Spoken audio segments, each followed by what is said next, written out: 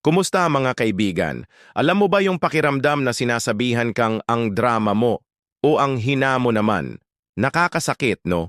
Pero gusto kong sabihin sa iyo ngayon, hindi ka mahina at lalong hindi ka sira. Isipin mo to, yung mga taong nagsasabi sa iyong madrama ka, sila yung mga sanay sa mga taong nagtatago ng sakit.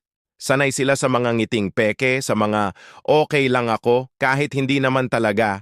Pero ikaw, pinili mong maging totoo, pinili mong ipakita kung gaano kasakit, pinili mong umiyak ng malakas, magkwento sa kaibigan, magsulat ng mahahabang feelings sa social media.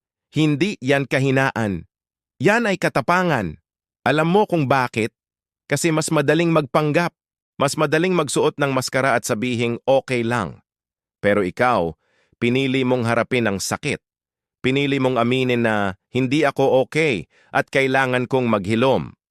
Minsan kasi, ang paghilom ay hindi tahimik. Minsan magulo, minsan maingay, minsan magulo. Parang sugat, hindi ba't kapag malaki ang sugat, mas masakit ang paglilinis? Pero kailangan nating linisin para gumaling ng tuluyan. Kaya sa susunod na may magsabi sa iyong madrama ka, ngumiti ka lang. Hindi mo kailangang magpaliwanag.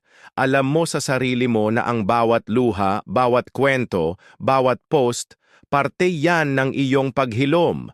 At ang paghilom na yan, yan ang patunay na hindi ka mahina, ikaw ay matapang. Tandaan mo, you're not broken. You're healing loudly. At yan ay isang magandang bagay.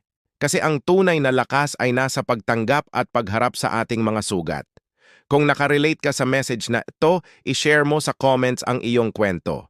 At kung gusto mo pang makinig ng ganitong mga usapan tungkol sa mental health at personal growth, i-click mo lang ang subscribe button.